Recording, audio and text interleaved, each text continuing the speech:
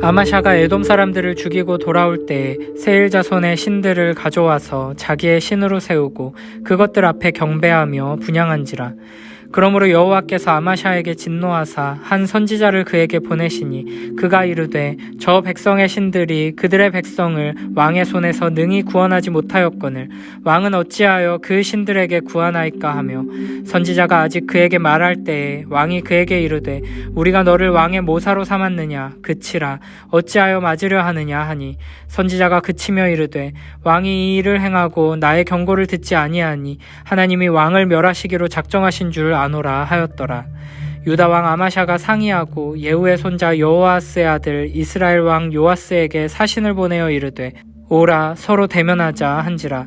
이스라엘 왕 요아스가 유다 왕 아마샤에게 사람을 보내어 이르되 레바논 가시나무가 레바논 백향목에게 전가를 보내어 이르기를 내 딸을 내 아들에게 주어 아내로 삼게 하라 하였더니 레바논 들짐승이 지나가다가 그 가시나무를 짓밟았느니라. 내가 에돔 사람들을 쳤다고 내 마음이 교만하여 자긍하는도다.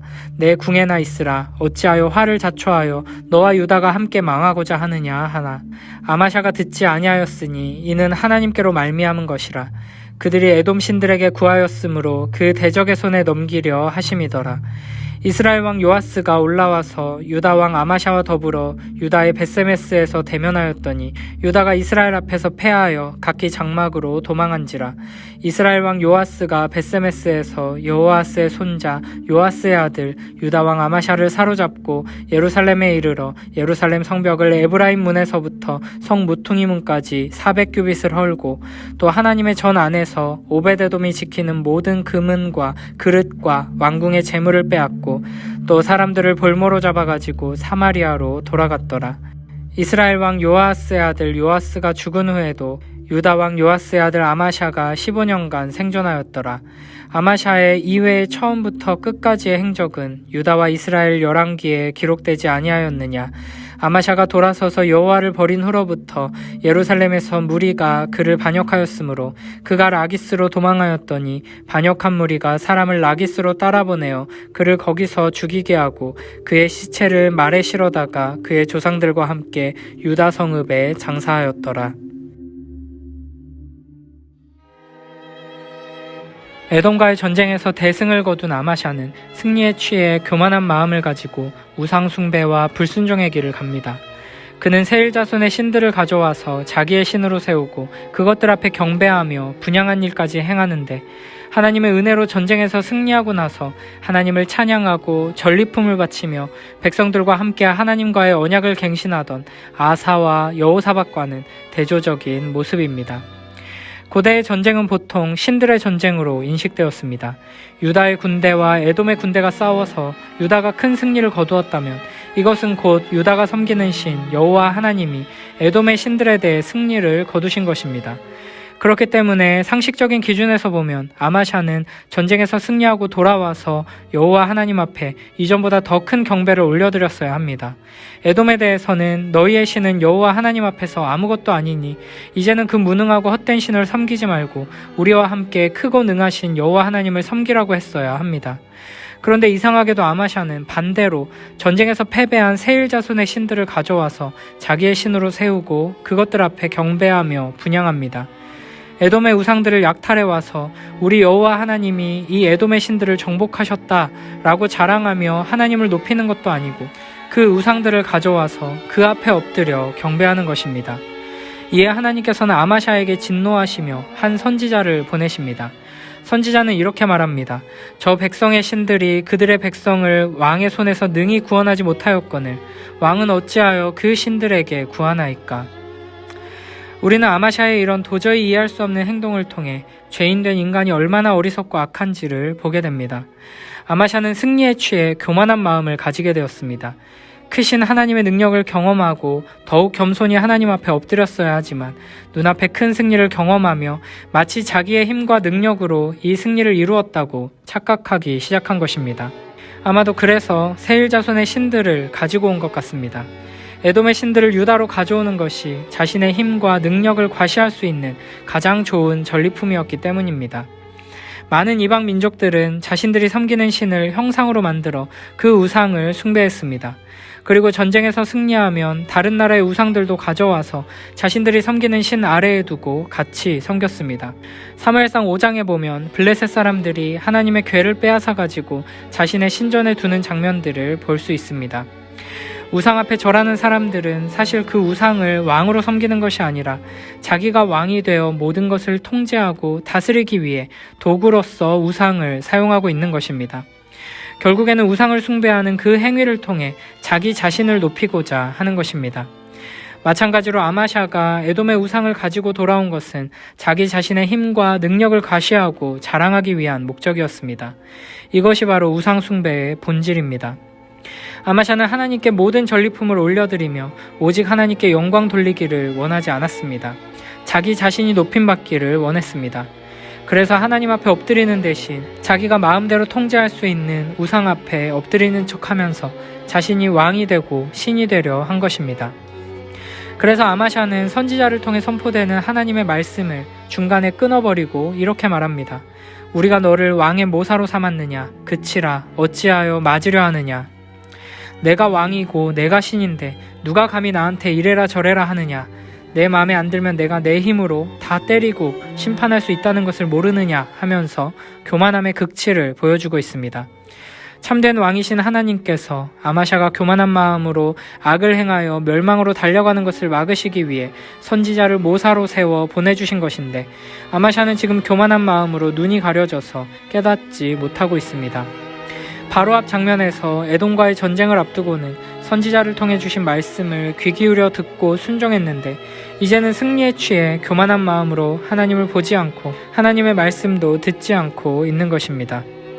아마샤의 이런 행동은 그의 아버지 요아스가 제사장 스가랴의 경고를 무시하고 죽인 것을 떠올리게 합니다. 결국 선지자는 하나님께서 그를 멸하기로 작정하셨음을 선포합니다. 우리는 아마샤와 같은 교만에 빠지지 않도록 주의해야 합니다. 인간이 얼마나 어리석고 악한 존재인지를 항상 기억해야 합니다. 우리는 하나님의 은혜를 힘입어 돈을 얻게 되고 좋은 성적을 거두게 되고 성공을 누리게 되었으면서도 마치 내가 잘해서 나의 힘과 능력으로 승리를 이룬 것처럼 착각하고 교만에 빠지기 쉽습니다. 그리고 하나님의 축복으로 얻게 된 돈과 성공을 내 안의 우상으로 모시고 그 앞에 절하는 어처구니 없는 잘못에 빠지기도 쉽습니다. 우리는 연약하고 어리석어서 크고 위대한 승리가 아니어도 작은 승리 앞에서도 쉽게 교만해지고 하나님을 배반하는 자들입니다. 그러므로 항상 하나님의 말씀을 붙들고 겸손히 하나님 앞에 서기 위한 분투를 그치지 말아야 할 것입니다. 17절에 보면 아마샤는 북이스라엘 용병의 악행에 대한 보복으로 이스라엘에게 선전포고를 합니다. 선지자를 통해 주신 하나님의 말씀은 무시했지만 이 일을 위해서는 신하들을 모사로 삼아 의논합니다. 이 당시 이스라엘 왕은 예후의 손자인 요아스였습니다. 아마샤는 요아스에게 오라 서로 대면하자고 말합니다. 이는 싸우자 한판 붙자는 말입니다. 이에 요아스는 아마샤가 교만하여 스스로 멸망의 길로 가고 있음을 지적하며 레바논 가시나무의 우화를 통해 아마샤의 계획을 조롱합니다. 아마샤는 내 딸을 내 아들에게 주라고 말하며 마치 유다와 이스라엘이 동등한 것처럼 말하지만 아마샤는 레바논의 가시나무에 불과하고 자신은 레바논의 백향목이므로 아마샤는 결코 자신의 상대가 되지 못한다는 것입니다. 요아스는 의기양양한 가시나무가 지나가던 레바논의 들짐승에게 짓밟혀 최후를 맞았다고 말합니다. 유다가 지금 이스라엘과 맞붙어 싸우려고 하지만 사실 유다는 아무 민족에게나 진멸될 수 있는 하찮은 존재라는 조롱입니다. 요아스가 아마샤를 향해 교만하다며 조롱한 말은 놀랍게도 현재 아마샤의 상태를 정확하게 지적하는 것이었습니다. 그러나 아마샤는 선지자의 경고를 듣지 않았듯이 요아스의 충고도 듣지 않았습니다. 20절에서는 아마샤가 듣지 않은 것은 하나님께로 말미암은 것이라고 말합니다. 그들이 하나님을 배반하고 에돔 신들 앞에 엎드렸기에 하나님께서 그들을 대적의 손에 넘기셔서 심판하신다는 것입니다. 결국 요아스는 유다의 벳세메스에서 아마샤와 대면하게 됩니다.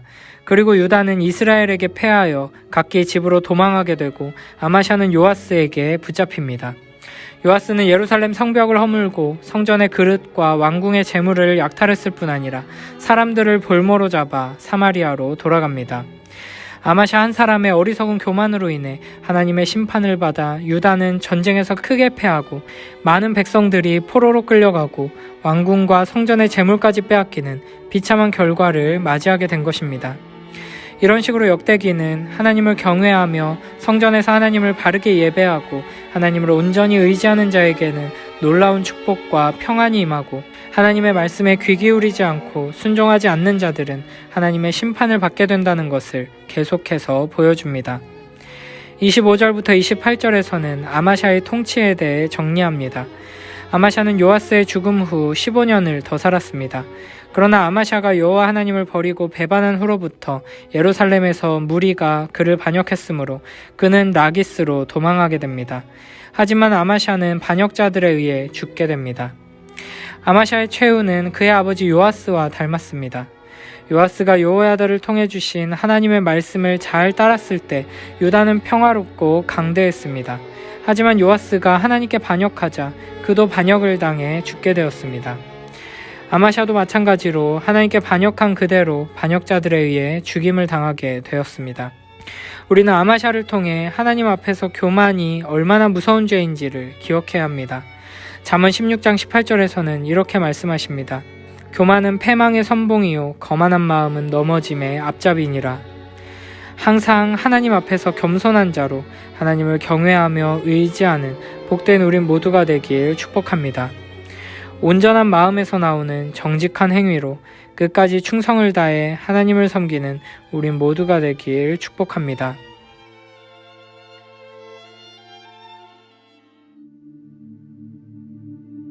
아마샤 왕은 에돔 사람을 죽이고 돌아올 때 그들의 우상들을 가지고 와서 신으로 모셔놓고 그 앞에 경배하며 분향하였다.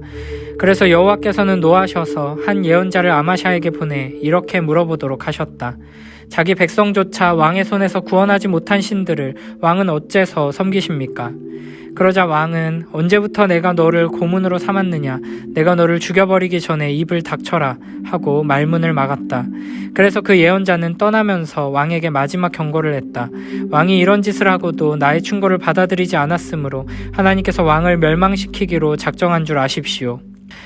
유다의 아마샤 왕은 자기 보좌관들과 상의한 후에 예후의 손자이며 여호아스의 아들인 이스라엘의 여호아스 왕에게 사람을 보내 정면으로 한번 겨루어 보자는 뜻을 전했다.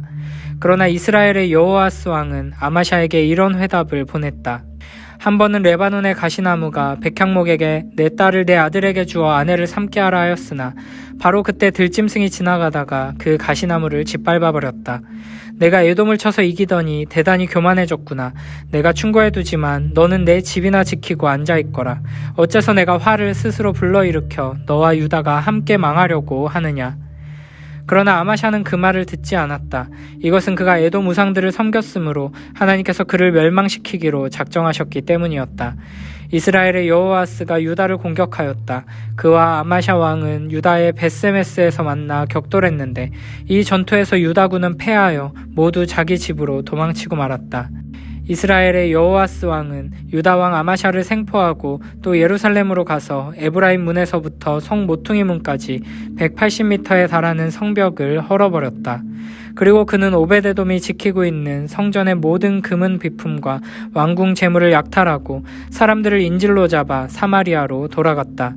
그러나 유다의 아마샤 왕은 이스라엘의 여호아스 왕이 죽은 후에도 15년을 더 살았다. 그 밖에 아마샤가 행한 모든 일은 유다와 이스라엘 왕들의 역사책에 자세히 기록되어 있다. 아마샤가 여호와를 저버린 후부터 예루살렘에는 줄곧 반역 음모가 있었다. 그래서 그는 결국 라기스로 피신했는데 그의 대적들은 그곳까지 따라가서 그를 죽이고 그의 시체를 말에 싣고 예루살렘으로 돌아와 다윗성에 있는 그 조상들의 묘에 장사하였다.